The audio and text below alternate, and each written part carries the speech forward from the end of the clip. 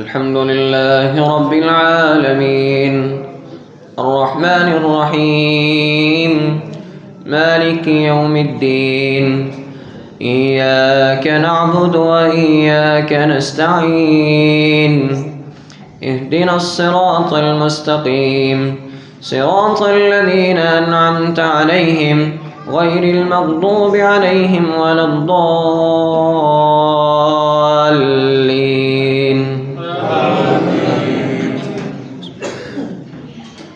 تلك الرسل فضلنا بعضهم على بعض منهم من كلم الله ورفع بعضهم درجات وآتينا عيسى ابن مريم البينات وأيدناه بروح القدس ولو شاء الله ما اقتتل الذين من بعدهم من بعد ما جاءتهم البينات ولكن اختلفوا فمنهم من آمن ومنهم من كفر ولو شاء الله ما اقتتلوا ولكن الله يفعل ما يريد.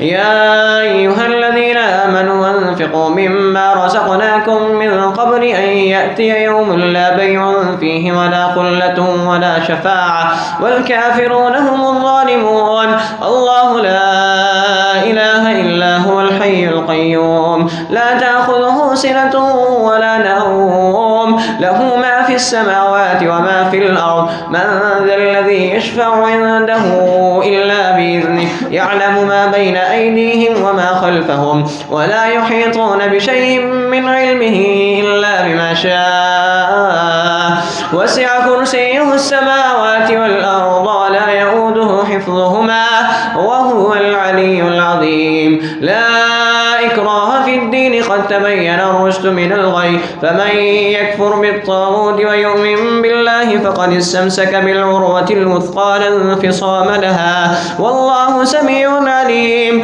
الله ولي الذين آمنوا يخرجهم من الظلمات إلى النور والذين كفروا أولياؤهم الطاغوت يخرجونهم من النور إلى الظلمات أولئك أصحاب النار هم فيها خالدون.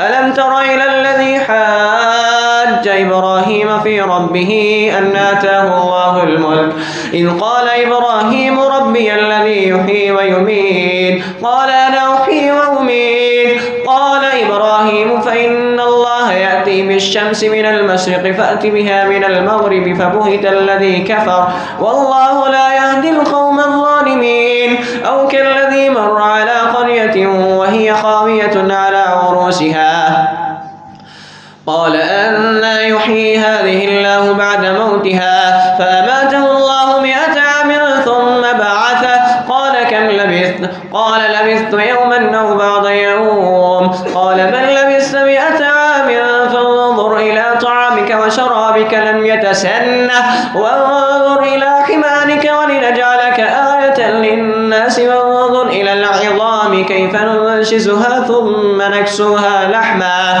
فلما تبين له قال أعلم أن الله على كل شيء قدير.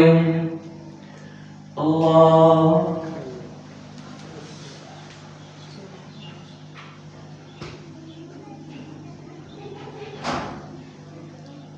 سمع الله لمن حمده. الله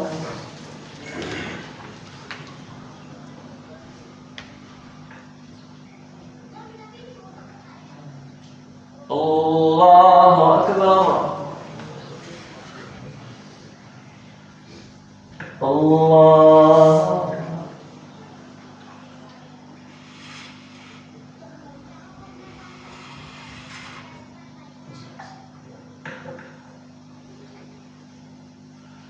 الله أكبر. بسم الله. الحمد لله رب العالمين الرحمن الرحيم مالك يوم الدين إياك نعبد وإياك نستعين اهدنا الصراط المستقيم صراط الذين أنعمت عليهم غير المغضوب عليهم ولا الضالين.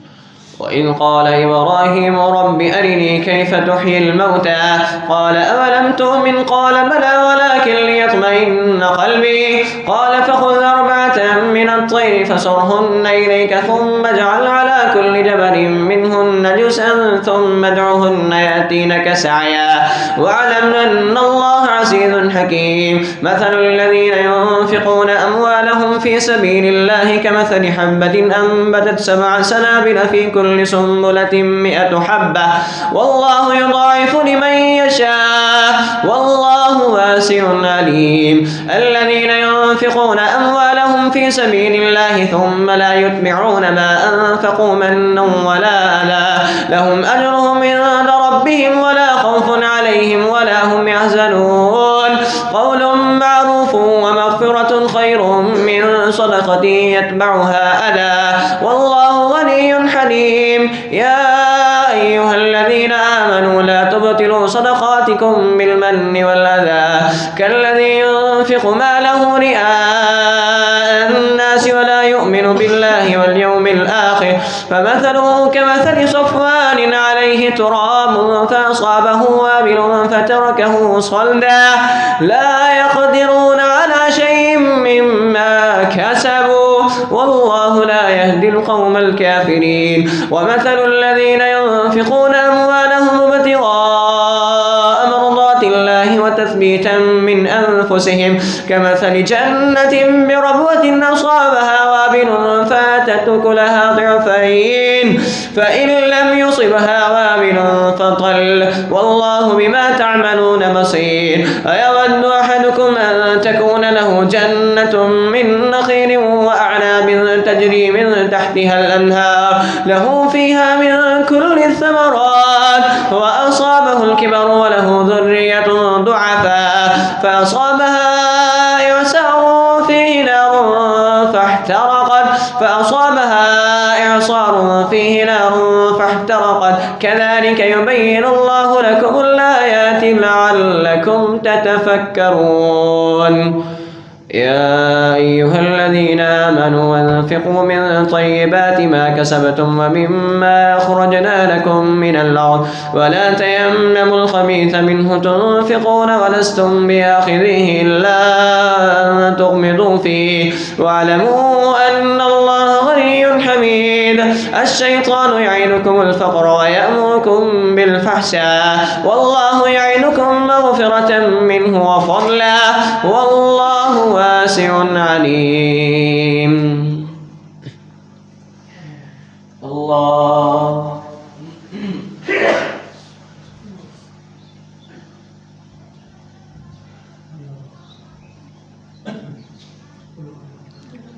سمع الله لمن حمده.